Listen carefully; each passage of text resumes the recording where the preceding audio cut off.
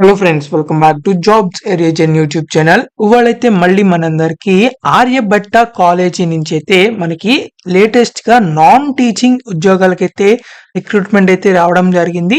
So ఇవి teaching jobs అయితే కాదు, నాన్ టీచింగ్ జాబ్స్ ఉంటాయి కదా, అసిస్టెంట్ జాబ్స్ అని చెప్పి. సో ఇలాంటివి. సో వాటికి అయితే వీళ్ళు రిక్రూట్మెంట్ అయితే చేస్తున్నారనమాట. మీకు శాలరీ కూడా 50,000 వరకు అయితే ఇవ్వడం జరుగుతుంది. ఎలాంటి ఇంటర్వ్యూ అయితే మీకు ఉండదు అనమాట. మీరు 12th పాస్ అయినా, డిప్లొమా పాస్ అయినా మీరైతే అప్లై చేసుకోవచ్చు. మీరు డిగ్రీ, బీటెక్ వీళ్ళు పాస్ అయిన వాళ్ళు కూడా అప్లై చేసుకోవచ్చు అనమాట. ఎందుకంటే ఎలాగో వాళ్ళు ఇంటర్ కానీ డిప్లొమా కానీ ఎలాగో పాస్ అవుతారు కాబట్టి వాళ్ళు కూడా అయితే అప్లై చేసుకోవచ్చు. ఎవరైనా సరే అసిస్టెంట్ ఉద్యోగాలకైతే వీళ్ళు రిక్రూట్మెంట్ చేస్తున్నారు. ఎలాంటి ఎక్స్పీరియన్స్ అక్కర్లేదు. ఉమెన్ క్యాండిడేట్స్ ఎవరైతే అప్లై చేస్తున్నారో, మీరు ఏ కేటగిరీకి సంబంధించిన ఉమెన్ క్యాండిడేట్స్ అయినా మీకు ఎలాంటి అప్లికేషన్ ఫీజు అయితే లేదు. సో తప్పకుండా అందరూ అప్లై చేసుకోవడానికి అయితే ట్రై చేయండి. Male and female candidates Andhra, Telangana నుంచి అందరూ అప్లై చేసుకోవచ్చు. ఎవరైతే ఈ జాబ్స్కి అప్లై చేయాలనుకుంటున్నారో వాళ్ళందరూ ఈ వీడియోని చివరి దాకా చూసి వెంటనే ఆన్లైన్లో అయితే అప్లై చేయండి. అండ్ మీరు కనుక మన ఛానల్ని ఫస్ట్ టైం చూసినట్లయితే ఖచ్చితంగా సబ్స్క్రైబ్ చేసుకోండి. ఎందుకంటే ఇలాంటి డైలీ జాబ్ అప్డేట్స్ అనేవి మన ఛానల్లో అయితే రావడం జరుగుతాయి.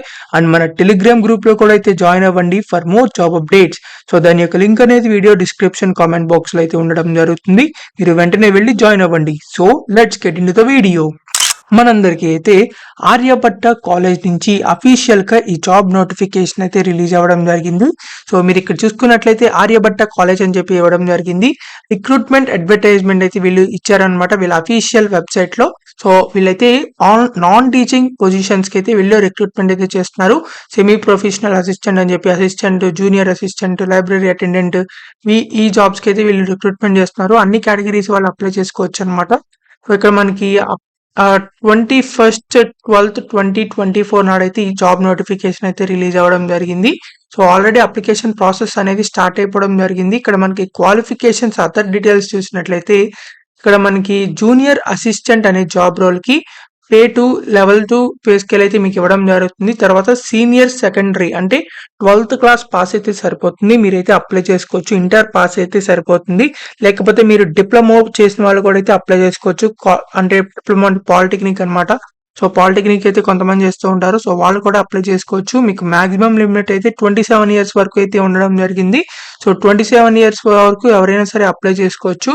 ఇక్కడ మనకి లైబ్రరీ అటెండెంట్ ఉంది. ఇది కూడా 10th క్లాస్ పాస్ అయితే సరిపోతుంది. 10th క్లాస్ పాస్ అయిన తర్వాత మీకు లైబ్రరీ సైన్స్ లో ఎవరైతే సర్టిఫికేషన్ ఉందో సో వాళ్ళైతే ఈ లైబ్రరీ అటెండెంట్ కి అయితే అప్లై చేసుకోవచ్చు. 30 ఇయర్స్ వరకు అప్లై చేయొచ్చు.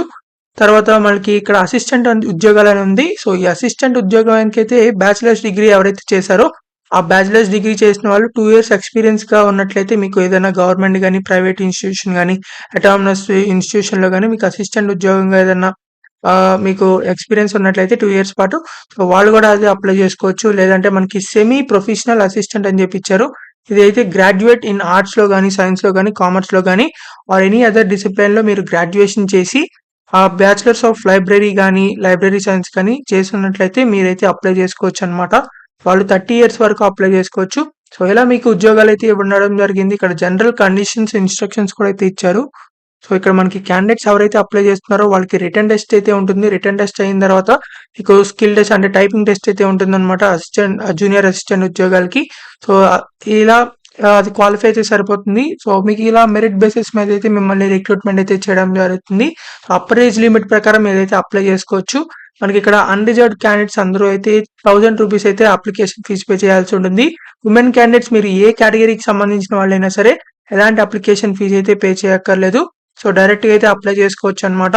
ఇక్కడ మనకి నోటిఫికేషన్ మొత్తాన్ని ఒకసారి చదివైతే అప్లై చేయండి ఎవరైతే అప్లై చేయాలనుకుంటున్నారో.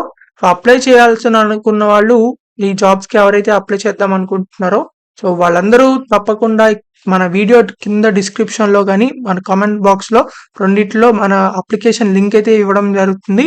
సో అది క్లిక్ చేసినట్లయితే మీకు అఫీషియల్ వెబ్సైట్ అయితే ఓపెన్ అవ్వడం జరుగుతుంది అప్లై చేసుకోవడానికి. మీకైతే ఇలా అఫీషియల్ వెబ్సైట్ అయితే ఓపెన్ అవ్వడం జరుగుతుంది ఆర్యభట్ట కాలేజ్ నుంచి. సో ఎవరైతే అప్లై చేయాలనుకుంటున్నారో ఇక్కడ మనకి డీటెయిల్స్ అన్ని అయితే ఇచ్చారు. సో ఇక్కడ మనకి అప్లై ఆన్లైన్ అని కనబడుతుంది.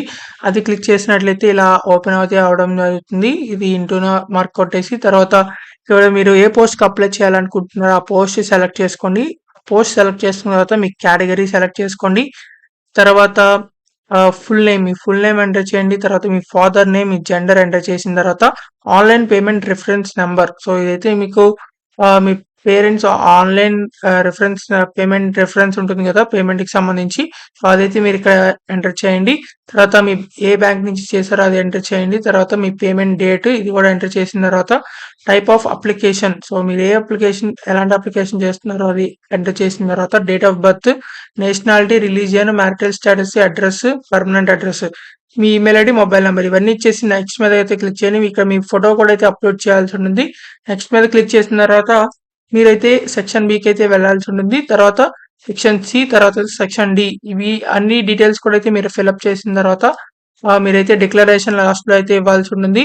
సో, ఇలా మీరైతే ఆహ్, డిక్లరేషన్ అయితే ఇవ్వాల్సి ఉంటుంది. ఎవరైతే ఫీజ్ పేమెంట్ చేయాలనుకుంటున్నారో ఇందాక స్టార్టింగ్‌లో మనకి ఫీజ్‌కి సంబంధించి వచ్చింది కదా! సో, అదైతే మీరు దానికైతే మీరు ఆన్‌లైన్‌లో అయితే పే చేయాల్సి ఉంటుంది.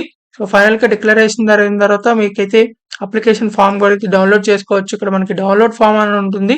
సో, ఇక్కడ ఈ పోస్ట్ దేనికి అప్లై చేస్తారో ఆ పోస్ట్ నేమ్ రాసి ఎంటర్ చేసి తర్వాత మీ application number or email ID enter చేసి డేట్ ఆఫ్ బర్త్ ఎంటర్ చేసినట్లయితే ప్రొసీడ్ మీద క్లిక్ చేసినట్లయితే మీకు అప్లికేషన్ ఫార్మ్ కూడా అయితే మీరు download చేసుకోవచ్చనమాట.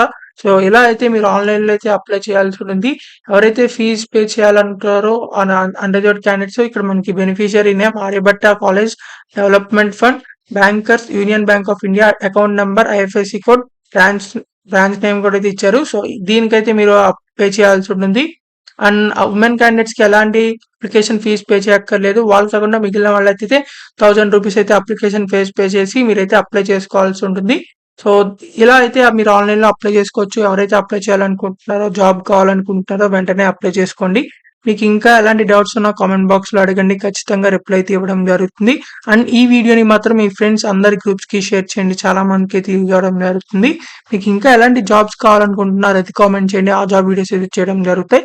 So, thank you for watching this video. Thank you.